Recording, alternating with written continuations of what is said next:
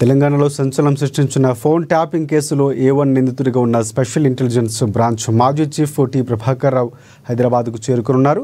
BRS party ప్రభుత్వం హయాంలో 2014-2023 మధ్య రాజకీయ నాయకులు, సినీ ప్రముఖులు, వ్యాపారవేత్తల ఫోన్లను అక్రమంగా ట్యాప్ చేసినట్లు ఆరోపణలపై 2024 మార్చి 10వ తేదీన పంచాగుట్ట పోలీస్ స్టేషన్లో ప్రభాకర్ రావుపై కేసు నమోదైంది. ఆ తర్వాత ప్రభాకర్ రావు అమెరికాకు పరారయ్యారు.